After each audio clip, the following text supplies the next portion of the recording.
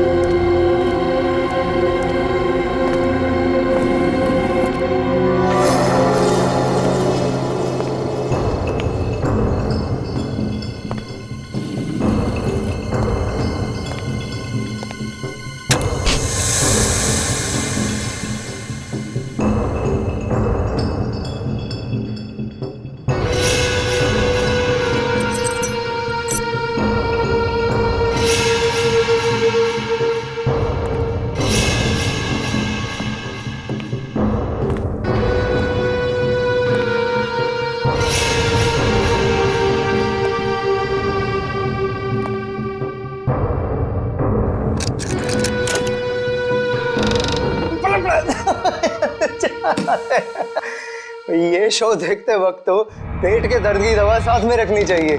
हंसते हंसते पेट दर्द हो गया।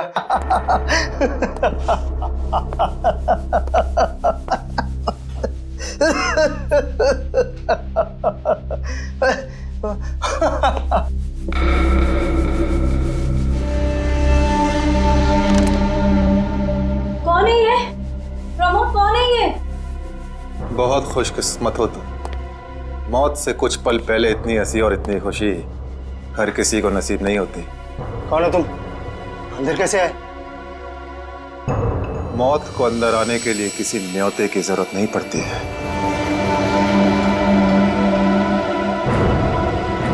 ये क्या कर रहे हो? मैंने क्या बिगाड़ा तुम्हारा? तो रुक जरा, पुलिस को। Happy birthday Tarika. Thank you Shreya. Thank you. Many happy returns of the day. Thank you Siddharth. बहुत खूबसूरत फूल है। श्रेया की चॉइस है। हाँ वो तो है, श्रेया की चॉइस तो कभी गलत हो ही नहीं सकती। हाय सिद्धार्थ। हेलो। हाय श्रेया। हाय पूर्वी। काफी देर कर दी आने में। थोड़ा ट्रैफिक मिल गया रास्ते में। अरे फ्रेडी सर, ये गपागप खा रहे हो? आप तो बोले थे डाइटिंग कर रहे हो।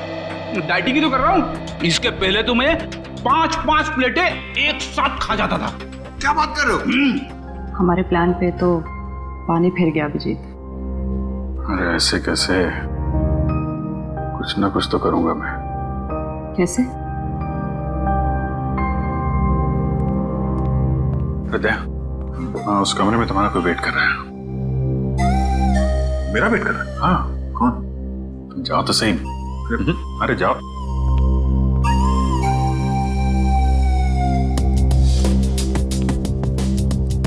हे सिद्धार्थ, वो तुम्हें मेरी जासूसी नॉवेल्स की कलेक्शन देखनी थी ना? चलो दिखाती हूँ। चलो श्री। अरे कभी तो श्रेया को अकेले छोड़ो। ऐसी कोई बात नहीं है ना? चलो। इट्स ओके सिद्धार्थ, जाओ तो। चलो।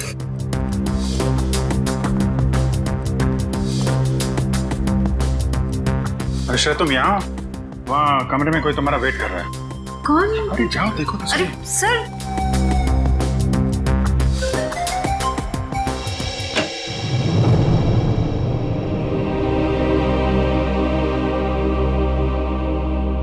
श्रेया,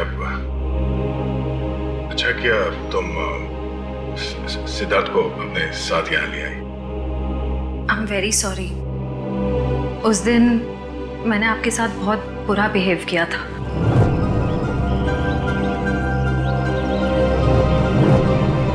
छोड़ो ना, मैं भूल गया हूँ, तुम भी भूल जाओ। काश भूल पाना इतना आसान होता। जिंदगी कितनी सिंपल हो जाती है। श्रेया, ये यादें ही तो है जो उदास दिलों को जिंदगी जीने का हौसला देती है। अगर यादें ही ना हो तो जिंदगी कितनी बोरिंग हो जाएगी। तो क्या तुमने सिद्धार्थ से शादी करने का फैसला कर लिया? मेरा दिल कुछ और कह रहा है, दिमाग कुछ और। मैं जानता हूँ श्रेया, हमारे काम में हम दिल की नहीं दिमाग की सोचते हैं, मगर एक बार सीआईडी ऑफिसर ने एक आम लड़की की तरह सोचो। दिल का इस्तेमाल करो, उसकी आवाज सुनो। मेरे दिल में तो एक ही इंसान का नाम गूंजता रहता है, और वो नाम है श्रेया। सिद्धार्थ, सिद्धार्थ प्लीज, सिद्धार्थ मेरी बात तो सुनो प्लीज। अब सुनने को बाकी क्या रह गया? पूरी हकीकत मैंने अपनी आंखों से देख ली है। तुम दया से प्यार करती हो ना?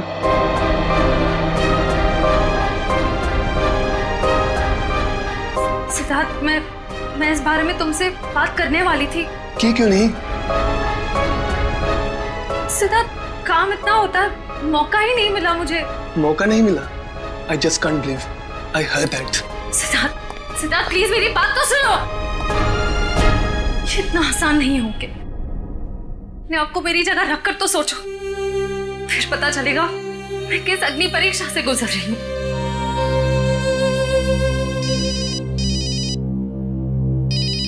हेलो, कौन? सर, दोनों पति पत्नी थे, प्रमोद और शांति। सर, हमने कभी सपने में भी नहीं सोचा था कि हमारे होटल में ऐसा कुछ होगा। एक मिनट, आप बाहर खड़े रहिए।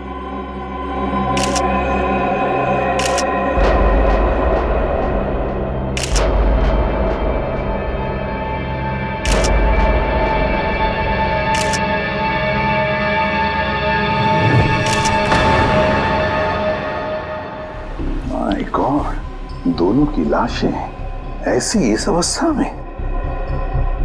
सर, इतने सारे केस सॉल्व किए, लेकिन इस तरह का केस कभी नहीं देखा। सर, लगता है ये दोनों खूनी से विनती कर रहे थे कि वो इन्हें छोड़ दे, मगर खूनी ने जरा भी दया नहीं दिखाई। नहीं फ्रेडी, लगता है खूनी ने पहले इन दोनों को मारा और फिर यहाँ लाकर बिठा दिया, हाथ पैर बांध दिए। जिस तरह से इन दोनों को बिठाया कुर्सी में, लगता है खूनी हमसे कुछ कहना चाहता है। ये देखो, कम से कम 6-7 वार तो किए इस बेचारी पर। ऐसे इतनी बेरहमी से मारा है जैसे ये खूनी कोई सिर फिरा हो या फिर बदले की आग में ये सब किया है उसने।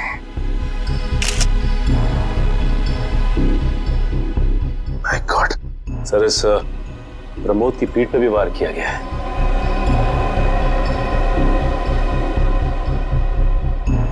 क्या हुआ? सर, इसकी सांसें चल रही है, जिंदा ही। प्रमोद जिंदा है? तो जल्दी से इसे हॉस्पिटल ले जाओ, इसका जिंदा रहना बहुत जरूरी है। संभाल के। चल। आजा।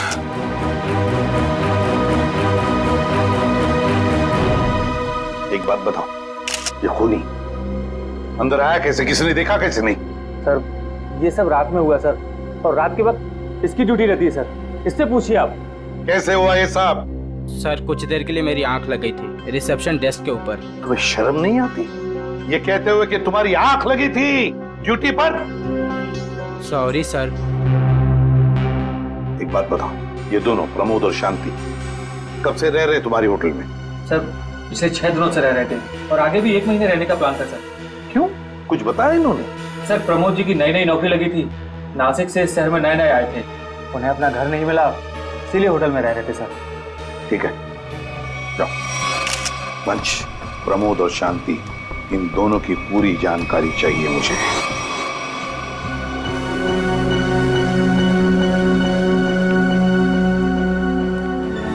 हाँ सचिन, ये प्रमोद कैसा है? सर, डॉक्टर ने ऑपरेशन शुरू कर दिया है, थोड़ी देर में पता चल जाएगा सर। लगता है सचिन, ये खूनी शांति को ही मारने आया था, प्रमोद को नहीं।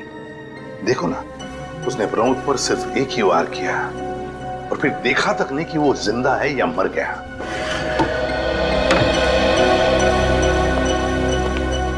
हाँ डॉक्टर साहब, कैसा है प्रमोद? हमने प्रमोद को बचा तो लिया है, मगर मगर क्या?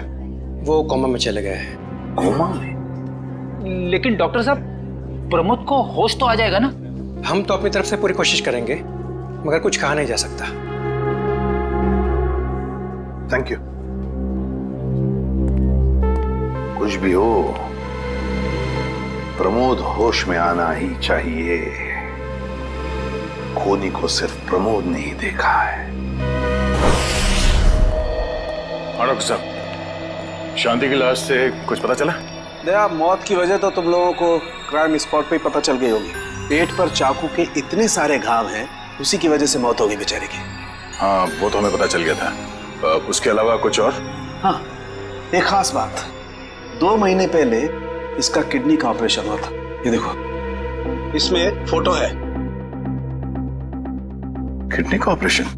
वंश, पता करो शहर के किस हॉस्पिटल में शांति के किडनी का ऑपरेशन हुआ था। जैसे और सर, वो क्राइम सीन पे जो खून मिला था वो शांति और प्रमोद का ही है। खूनी ने खून करने से पहले एक एक कदम फूंक फूंक कर रखा है। हाँ, काफी प्लानिंग की है खूनी ने इस जुर्म को अंजाम देने के लिए। उसे पता था कि ये प्रमोद ऑफिस से कितने बजे वापस आता है, और वो होटल के कमरे में पहुंच गया जब दोनों मौजूद थे। पर सर, अगर उसका मकसद शांति को ही मारना था तो वो तो प्रमोद के आने से पहले ही जुर्म को अंजाम देकर वहां से फरार हो सकता था। हाँ, ये बात तो है। मुझे लगता है खूनी ने प्रमोद के ऊपर सिर्फ एक ही बार वार किया, और वो इसलिए क्योंकि वो चाहता था कि वो कोमा में पहुंच जाए और जिंदा लाश बन जाए। सर, लगता है ये खूनी कोई एक्सपर्ट है जो अच्छी तरह से जानता था कि वार कहाँ पे करना है। सर, वो एक्सपर्ट नहीं, मुझे तो सरफिरा लगता है। वरना मारने के बाद इन्हें प्रार्थना की पोजीशन में क्यों बैठा था? कोई तो गहरा कारण है सबके पीछे जो इस खूनी के अतीत से जुड़ा हुआ है। क्या प्रमोद की बीवी का खून हो गया और प्रमोद कोमा में है? जी हाँ। खैर, ये बताइए कि पिछले कुछ दिनों से प्रमोद का स्वभाव कैसा था? क्या वो डरा डरा रहता था या कुछ और अजीब बात? नहीं, ऐसा तो कुछ नहीं था। पर हाँ सर, मैंने उनको काम में बहुत सारी गलतियां करते देखा। साफ साफ बताइए, प्रमोद किस तरह की गलतियां कर रहा था?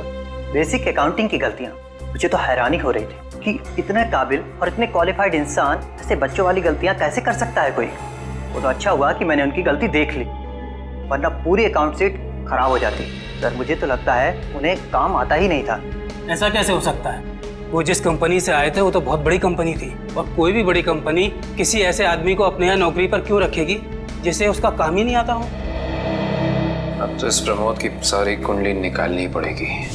तो पति पत्नी प्रमोद और शांति एक नंबर के धोखेबाज थे।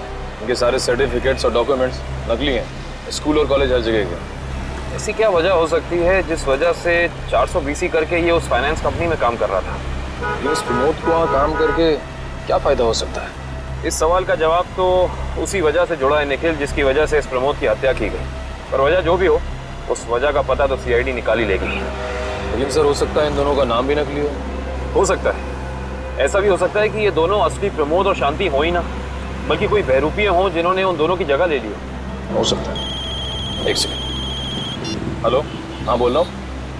हाँ, कौन सा hospital? Okay, thank you so much. क्या हुआ निखिल? हमारा अंदाजा सही निकला। 2 महीने पहले पुणे की मोती हॉस्पिटल में इस प्रमोद की पत्नी का एक ऑपरेशन हुआ था। वहाँ प्रमोद की पत्नी का नाम शांति नहीं बल्कि विनीता लिखा हुआ है। विनीता? मोती हॉस्पिटल, पुणे।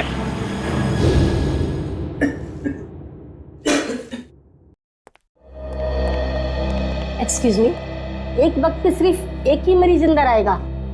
हम लोग सीआईडी से। सीआईडी? मगर यहाँ मुजरिम कौन है? इसी की तलाश है हमें। एक्चुअली आपके हॉस्पिटल में 2 महीने पहले एक ऑपरेशन हुआ था, उसी के बारे में कुछ जानकारी चाहिए हमें। किसका ऑपरेशन? ये दोनों आपकी हॉस्पिटल में आए थे? ये तो मिसेस विनीता कुमार हैं। हाँ, मिसेस विनीता कुमार। और ये इनके पति, इनकी मौत हो गई? जी हाँ, विनीता कुमार का खून हो चुका है और उनके पति प्रमोद अब कोमा में है। डॉक्टर, ये बताइए कि मिसेस विनीता कुमार ने किडनी का ऑपरेशन कराया था ना? जी हाँ। हम उसके मेडिकल रिपोर्ट्स देख सकते हैं? यहाँ पे तो पति का नाम त्रिलोक कुमार लिखा है। मतलब त्रिलोक बन गया प्रमोद और विनीता बन गई शांति। इस पेपर में उनके घर का एड्रेस लिखा हुआ है। चल के पता करें, शायद कुछ पता चल जाए। नहीं निखिल, कोई फायदा नहीं होगा। इनकी पहचानों की तरह इनका एड्रेस भी नकली होगा, देखना। हाँ, हमने इन्हें ऑपरेशन के कुछ रिपोर्ट्स कोरियर की थी, मगर वो कोरियर वापस आ गए थे। डॉक्टर, ये बताइए कि इन्होंने ऑपरेशन का पेमेंट कैश में की थी या चेक से या किसी कार्ड से? इंश्योरेंस के जरिए। इंश्योरेंस? उस इंश्योरेंस कंपनी के कोई कागजात, कोई डॉक्यूमेंट्स हैं आपके पास? हाँ, इसी फाइल में होंगे। गुड।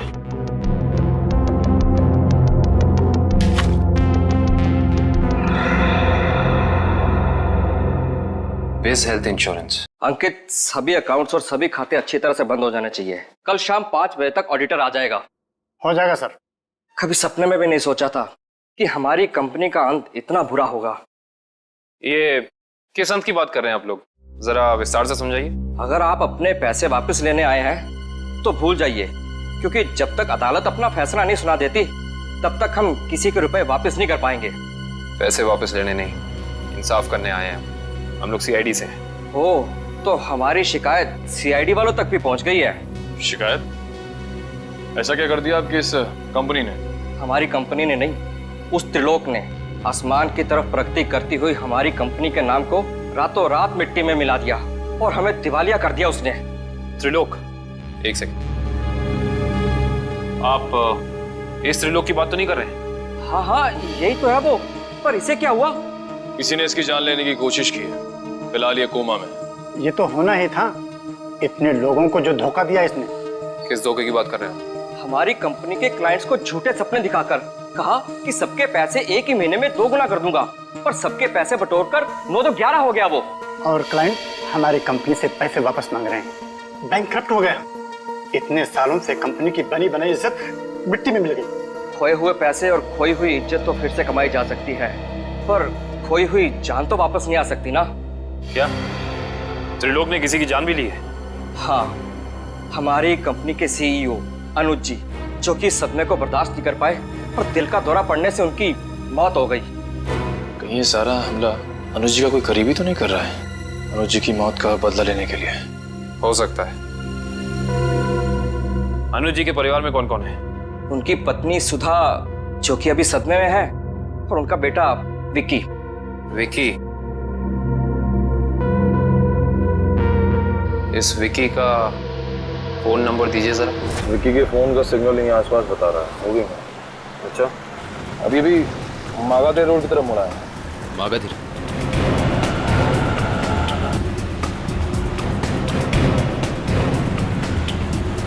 देखो सिग्नल में कुछ पता चला? एक मिनट में। क्या हुआ? इस विक्की के फोन का सिग्नल यहीं आसपास बता रहा है। कहीं विक्की इस बाइक पे तो नहीं? हाँ सर, हो सकता है ये विक्की है। चेक करते हैं।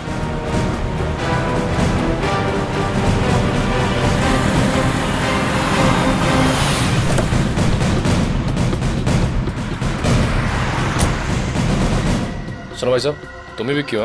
हाँ, और ये क्या बदतमीजी है? तुम लोग मेरा नाम कैसे जानते हो? तुम्हारा नाम और तुम्हारे सारे कारनामों के बारे में जानते हैं हम। सीआईडी। सीआईडी? इस शहर में क्या कर रहा है? कुछ काम था, और तुम लोग मेरा पीछा क्यों कर रहे हो? बकवास बंद कर। दो खून करके भाग रहा हो, कह रहा है सीआईडी पीछा क्यों कर रही है?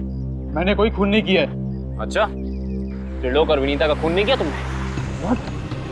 त्रिलोक और विनीता मर चुके हैं? ड्रामा बनकर अपना पूरा इतिहास है तेरा हमारे पास। उन दोनों ने तुमसे तुम्हारे पिता को छीना, उसका बदला लेने के लिए तुम यहाँ आए हो उनके पीछे।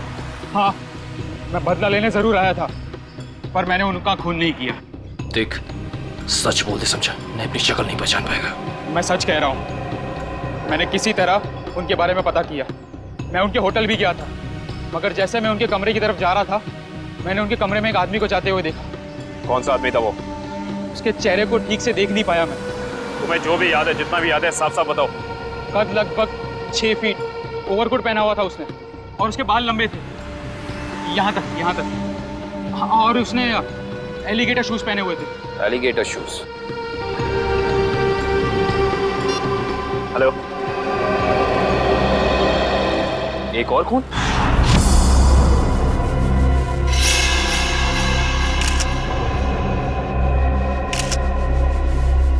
लाश ऐसे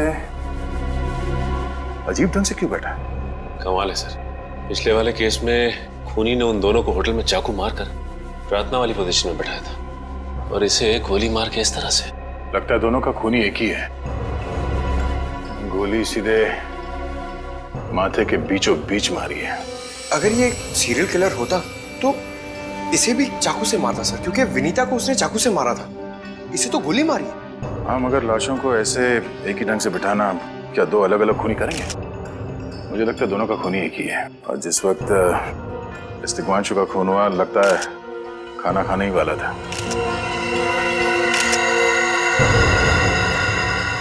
तो यहाँ पे दूसरी प्लेट भी पड़ी है। कहीं ऐसा तो नहीं कि ये तिग्मांशु की बीवी के लिए थी? मैम साहब तो 1 हफ्ते के लिए गाँव गई हुई है, 1 हफ्ते के बाद लौटेगी। तो क्या घर में कोई और आदमी था जिसके लिए तिग्मांशु ने एक और प्लेट में खाना डाला? नहीं साहब। अच्छा, जब तुम घर वापस आए उस वक्त ये दरवाजा खुला था या बंद था? नहीं साहब, बंद था। तो फिर तुम घर के अंदर कैसे आए? साहब ने एक चाबी मेरे पास भी दे रखी है। जो कोई भी था, ऐसा लगता है कि तिग्मांशु उस आदमी को जानता था।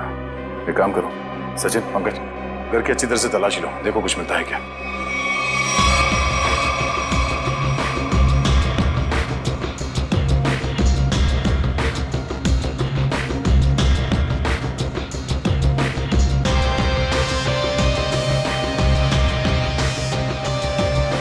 साहब। हाँ सचिन। हाँ सचिन। ये देखिए सर, यहाँ से शीशा निकाला गया है, चिटकनी खोली गई है, तो यहाँ से बाहर जाने का रास्ता भी है। मतलब कोई अंदर यहाँ इस खिड़की से आया था? सर, लेकिन इस घर में तो सेफ्टी अलार्म भी है सर। अगर यहाँ से कोई अंदर आया है तो सेफ्टी अलार्म बजना चाहिए था और सिक्योरिटी गार्ड को भी अंदर आना चाहिए था। अब इसका जवाब तो सिक्योरिटी गार्ड ही देगा।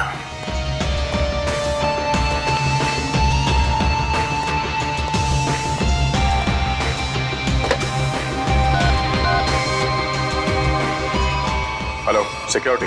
अच्छा, आज दोपहर को तिग्मांशु जी के घर से अलार्म बजा था, तो फिर आप चेक करने के लिए उनके घर पे क्यों नहीं आए? ओ आई सी, पिछले हफ्ते भी? ठीक है, थैंक यू। क्या बोला सर ये सिक्योरिटी वाला? सिक्योरिटी का कहना है कि अलार्म बजा था और उन लोगों ने घर में फोन भी किया, तो तिग्मांशु जी ने कहा कि गलती से अलार्म बज गया, इसलिए वो लोग ऊपर नहीं आए। सर, हो सकता है तिग्मांशु ने मजबूरी में कहा, खूनी ने उसके सर पे गन तान दी हो। कुछ कह नहीं सकते।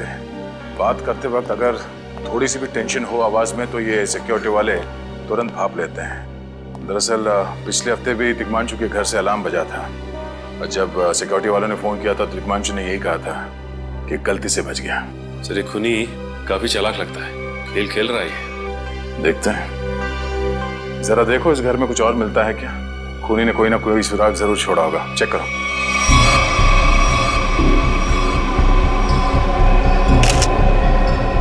सर एक मिनट सर।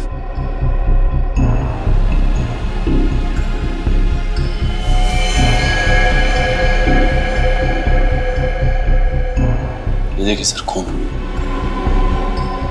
खून यहाँ कैसे? कहीं खूनी का तो नहीं है खून? ये तो डॉक्टर सालों के ही बताएंगे। वो खून किसका है ये अभी पता चल जाएगा। तारिक आती होगी रिपोर्ट लेकर के। डॉक्टर साहब, इस तिग्मांशु के बारे में कुछ और पता चला? हाँ। वो कैसे? इसे गोली मारने से पहले बेहोश किया गया था। क्या? इसे बेहोश किया था? इसके खून में मुझे एक खास किस्म की दवाई के अंश मिले जो अक्सर इंसान को बेहोश करने के लिए दी जाती है, और वो दवाई इसे इंजेक्शन के जरिए दी गई थी। ये देखो। सर, बहुत ही अजीब बात है। अगर खूनी इसे मारना चाहता था तो सीधा गोली मारकर इसका काम तमाम कर सकता था। फिर ये जहर की दवाई क्यों दी होगी? और सर एक और बात पता चली, तिग्मांशु जिस हालात में हमें मरा हुआ मिला था वो एंशिएंट कल्चर के हिसाब से प्रार्थना करने की पोजीशन, खाना खाने से पहले। तो फिर तो शांति और तिग्मांशु दोनों का खूनी एक ही आदमी है। ये खूनी के लिए ये हत्याएं जुर्म नहीं, एक जश्न है। इसीलिए उसने टेबल पे ये प्लेटें सजाई, उसमें खाना रखा, एक अपने लिए और एक तिग्मांशु के लिए। और सर, तिग्मांशु को प्रार्थना की पोजीशन में बैठा के उसने गोली मार दी। सर, मैंने कहा था ना, ये खूनी एकदम सरफिरा है सर। हाँ सर, लगता है ये खूनी अपने आप को बहुत शक्तिशाली महसूस करता है। जिस वक्त इन सबकी गर्दनें झुकी होती हैं उसके सामने, उसे आनंद आता है। नहीं सचिन, खूनी का मकसद लोगों को अपने सामने झुकाना नहीं, बल्कि अपने लिए प्रार्थना करवाना था। क्या मतलब? ये रही उस खून की रिपोर्ट। ये खून ना ही तिग्मांशु का है और ना ही उसके घर वालों का। ये खून उस खूनी का ही है। खूनी का? मगर वहां तो हाथापाई के कोई निशान नहीं मिले और उस जगह को देख के ऐसा लगा भी नहीं कि तिग्मांशु ने सेल्फ डिफेंस में खूनी के ऊपर हमला किया होगा। वो इसलिए दया क्योंकि ये खून खूनी ने अपने मुंह से थूका था। हमें इसके खून में से इसके सलाइवा के कुछ अंश भी मिले। उसकी तबीयत खराब है क्या? हाँ, वो बीमार है। उसके खून में एथिमोलाइसिन नाम की दवाई का अंश मिले हैं और उसका कीमोथेरेपी हुआ था। इसका मतलब उसे कैंसर है, ब्रेन का कैंसर, लास्ट स्टेज का ब्रेन कैंसर। इसीलिए वो लोगों से अपने लिए प्रार्थना करवा रहा है ताकि उसकी ये बीमारी ठीक हो जाए। हमारे क्रिमिनल डेटाबेस में चेक करो, पता करो ये कोई पुराना पापी तो नहीं है। नहीं सर, उस खूनी का हमारे क्रिमिनल डेटाबेस में कोई रिकॉर्ड नहीं है। कोई इतिहास नहीं है? नहीं सर। सर, तिग्मांशु की पूरी कुंडली निकाल के लाओ सर। प्रमोद की तरह इसकी पहचान भी नकली है। व्हाट? हाँ सर, ये देखिए, उसका असली नाम राकेश है और जिस तरह प्रमोद को चासू बीसी की आदत थी, ठीक उसी तरह राकेश भी भूली भाली लड़कियों को फंसाता था शादी के झांसे में। कई लड़कियों ने आत्महत्या की है इस तिग्मांशु और राकेश के चक्कर में।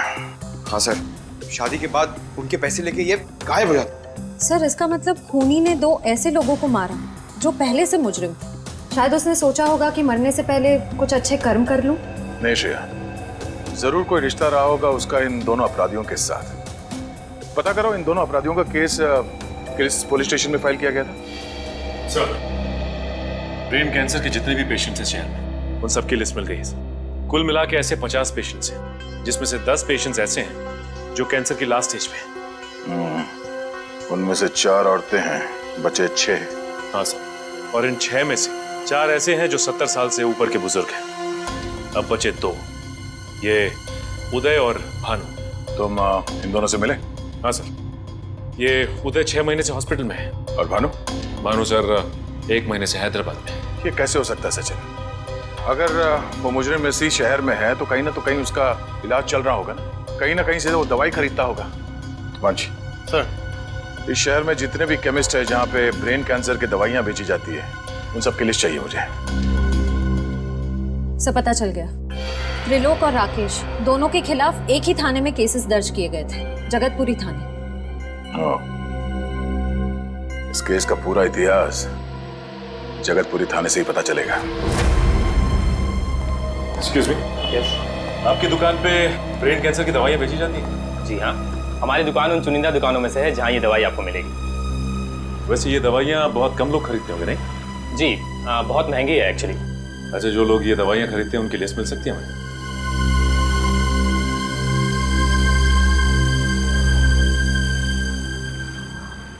ये रही वो लिस्ट।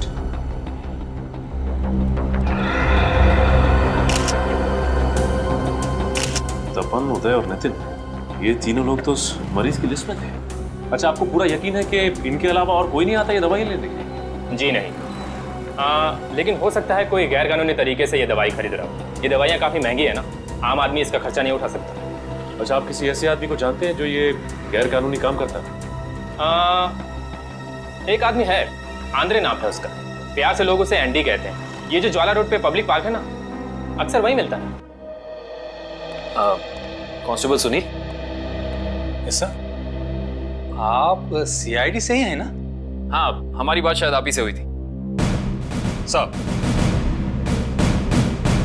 बताइए, कांस्टेबल सुनील आपके लिए क्या कर सकता है? सुनील जी, हाल फिलहाल में इस रिकॉर्ड रूम में कोई चोरी वगैरह हुई थी क्या? चोरी नहीं तो सर, अब यहाँ वाला कोई चोरी कैसे करेगा? सुनील, फिर आप एक हेल्प कर सकते हैं हमारी।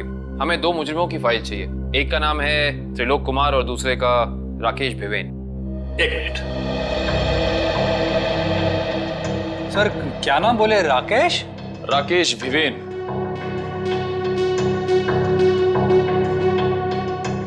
कमाल है, इसकी फाइल तो है नहीं आप। अच्छा, वो दूसरा नाम क्या बोले? त्रिलोक? त्रिलोक कुमार। इसकी भी नहीं है? दोनों की फाइल्स नहीं। हाँ सर, लेकिन यहाँ पर चोरी की तो कोई घटना नहीं घटी। पता नहीं फाइलें गायब कैसे हो गई। सुनील, यहाँ याद करने की कोशिश करो, हाल ही में कोई दुर्घटना घटी थी क्या? पिछले महीने ऑफिस एरिया में आग लग गई थी, तो अच्छा हुआ फायर ब्रिगेड वाले जल्दी आ गए और हमारे रिकॉर्ड्स नष्ट नहीं हुए। जरूर ये आग भी जानबूझकर लगाई गई थी। आग लगने की वजह क्या थी? वो बताया गया कि मेन स्विच बोर्ड के अंदर शॉर्ट सर्किट हुआ था कोई इलेक्ट्रिशियन भी आया था काम करने के लिए? सर वहीं छेड़छाड़ की गई है। उस इलेक्ट्रिशियन का कोई आता, कोई पता, कोई कांटेक्ट है? दूसरे कांस्टेबल के पास था, लेकिन वो तो रिटायर होकर गांव चले गए। हाँ, कोई बात नहीं। सुनिए, एक काम करिए, आप चेक करके बताइए कि और किन किन मुजरिमों की फाइल्स यहाँ से गायब हुई हैं। पता तो चले आखिर अगला शिकार है कौन इस अनोखे खूनी का। ये ले पैसे। अरे ये दवाइयाँ तो असली है ना। अरे अंकल जी, ये जो शक की बीमारी है ना, कैंसर से भी ज्यादा खतरनाक है। अगर आपको यकीन नहीं है कि ये दवाई असली है या नहीं, तो खुद जाकर दुकान से क्यों नहीं खरीद लेते? अरे तुम तो बुरा मान गए, मैं तो बस ऐसे ही पूछ रहा था, मेरा मतलब वो नहीं। जानते हो, इस तरह से दवाइयाँ बेचना और खरीदना दोनों गैर कानूनी है। आखिर तुम्हारा कोई फायदा नहीं है। मैंने सुना था कि सीआईडी बड़े बड़े केस हैंडल करता है। मैं तो छोटा मोटा चोर हूँ, जाने दो ना साहब। हाँ मिस्टर छोटे चोर, ये बताओ कि तुम्हारे पास से ये दवाइयाँ खरीदने के लिए कोई ऐसा आदमी आता था जो 6 फीट लंबा था और लंबे लंबे बाल थे उसके, और वो एलिगेटर वाले शूज पहनता था? हाँ, वही जो आगे से नुकीला होता है। हाँ, आया था चिराग। आप लोग चिराग को ढूंढ रहे हो? हाँ। कहाँ मिलेगा ये चिराग? चिराग? लगता है चिराग घर पर नहीं है। कमरे अच्छी तरह से चेक करो, देखो कुछ मिलता है क्या। पंकज, कंप्यूटर चेक करो।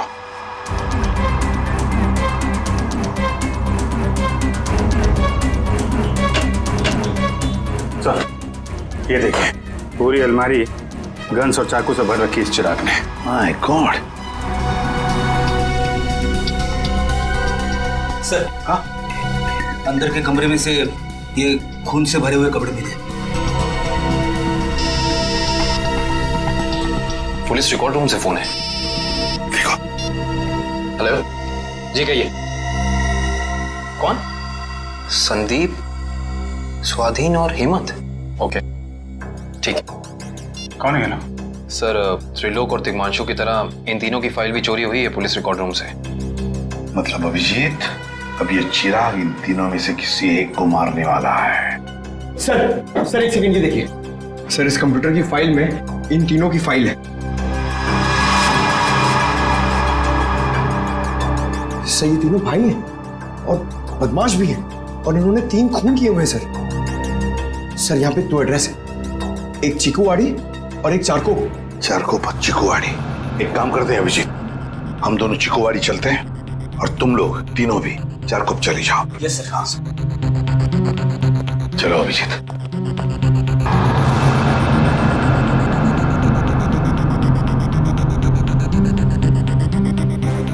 क्या हुआ सर? अभिजीत, ये पेन, ये मेरा पेन है अभिजीत।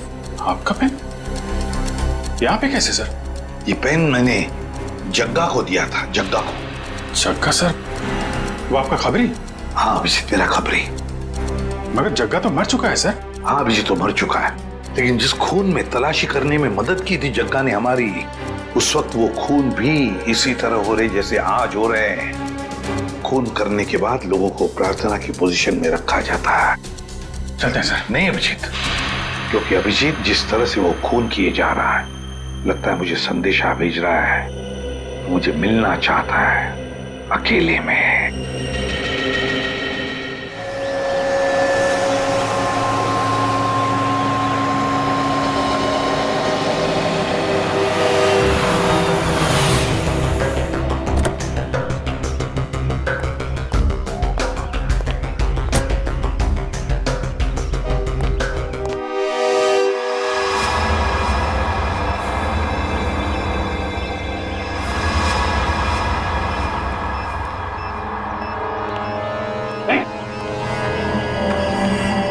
प्लीज हमें बचा लीजिए, किसी तरह हमें मार डालेगा।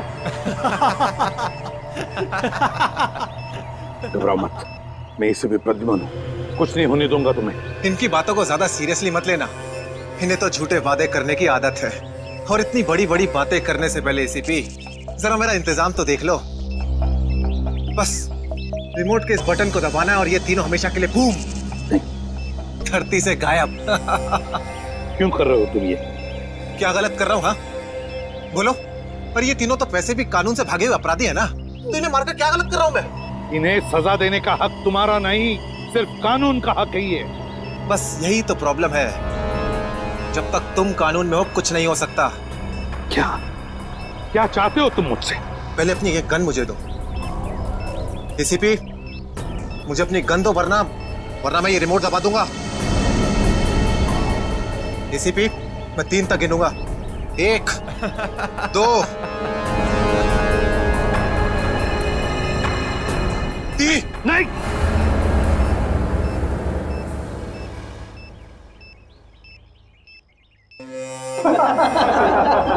बहुत अच्छे। तो तुम जानना चाहते थे ना कि मैं तुमसे नफरत क्यों करता हूँ? हाँ। जग्गा खबरी का नाम ध्यान है? याद है मुझे। मैं उन्हीं का बेटा हूँ। पता चल चुका था मुझे। एसीपी, तुमने मेरे पिताजी से वादा किया था ना कि तुम उनका बाल भी बाका नहीं होने दोगे। फिर क्यों नहीं बचा सके उन्हें? बोलो। देखो चिराग, तुम्हारे पिताजी की मौत का बोझ आज भी मेरे दिल पर है। बंद करो ये तुम्हारा नाटक। उस वक्त कहाँ थे तुम जब मेरे पिताजी की मौत के बाद मैं और मेरी माँ दर दर की ठोकरें खा रही थी? खाने के पैसे तक नहीं थे हमारे पास। तो तुम मेरे पास चले आते, मैं कुछ मदद कर सकता था तुम्हारी।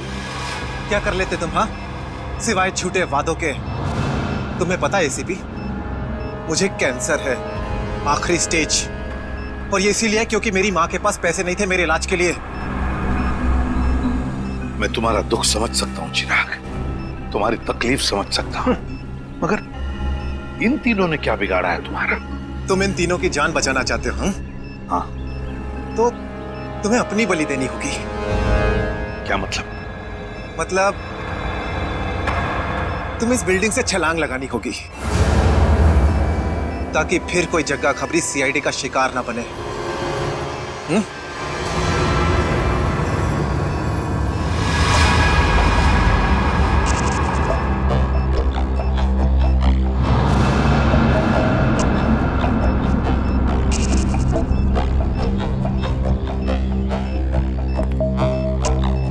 ठीक है, मंजूर है।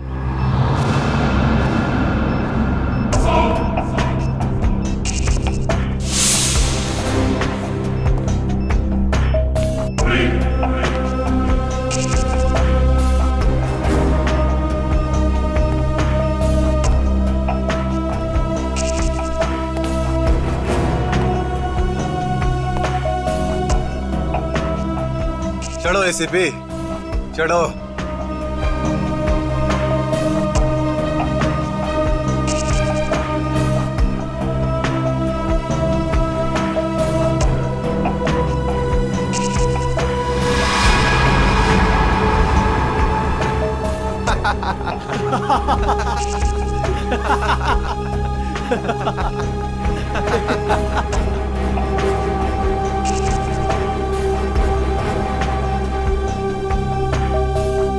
ऊपर जाकर मेरे पिताजी से माफी जरूर मांग लेना।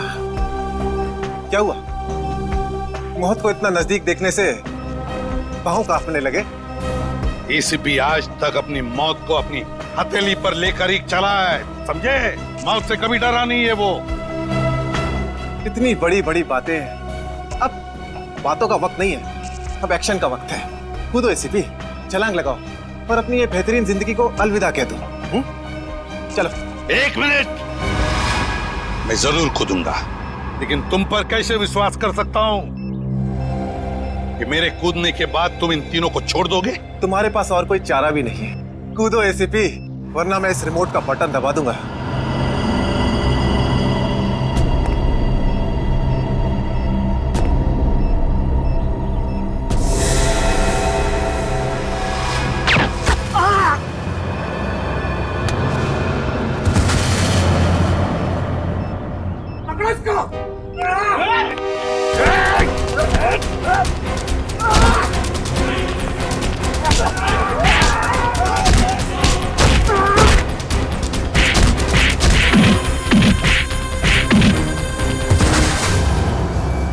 बस मिस्टर चिराग, बहुत चला लिया न्याय की अदालत।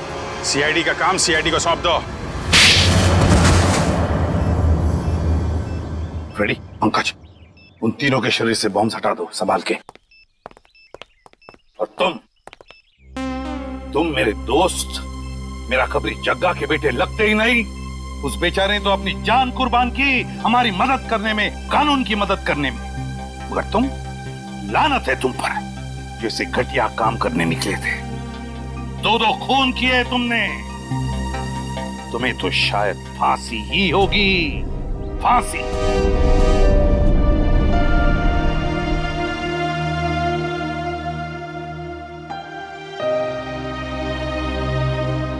बड़े बुजुर्ग कह गए कि अगर कोई चिंता सताए तो उस चिंता को अपने कलेजे के अंदर अंगार बनने नहीं देना चाहिए।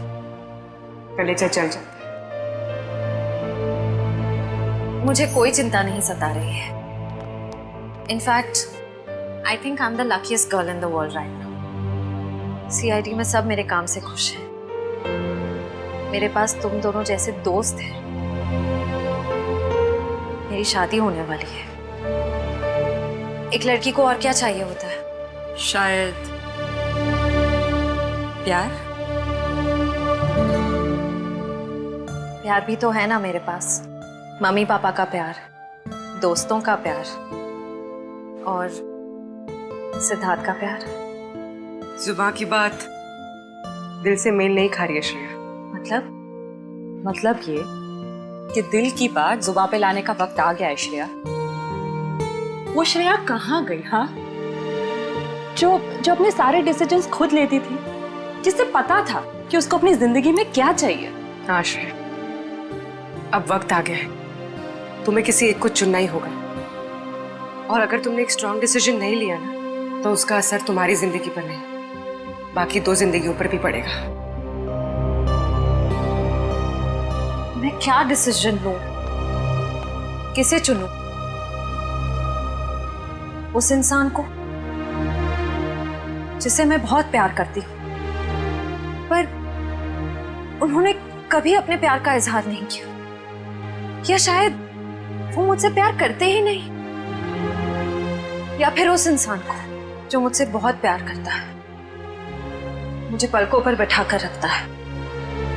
मगर यहाँ पे इम्पोर्टेंट सवाल ये है कि तुम किससे प्यार करती हो? नहीं तारिका, यहाँ ये बात इम्पोर्टेंट है कि अब मैं पीछे नहीं हट सकती। मेरे किसी भी डिसीजन से ना सिर्फ सिद्धार्थ को, बल्कि उसकी और मेरी फैमिली को बहुत दुख होगा। बच्चों जैसी बातें मत करो श्रेया। हर माँ बाप चाहते हैं कि उनके बच्चे को जिंदगी की हर खुशी मिले। तुम सिद्धार्थ के साथ खुश नहीं रह पाई तो क्या अंकल आंटी खुश रह पाएंगे? और अगर तुम खुश नहीं रही तो क्या सिद्धार्थ खुश रह पाएगा? तुम्हारा एक कदम श्रेया बहुत सारी जिंदगियों को अफेक्ट करेगा। तुम बस दिल से काम लो। देखो, दिल हमेशा सही रास्ता दिखाता है। ठीक है, अब से मैं अपने दिल की बात सुनूंगी। अगर मैं किसी भी कदम पर कमजोर पड़ जाऊं तो तुम दोनों को मुझे सही रास्ता दिखाना होगा। हाँ, लेकिन एक शर्त पे। कैसी शर्त? तुझे आइसक्रीम खिलानी पड़ेगी। Of course.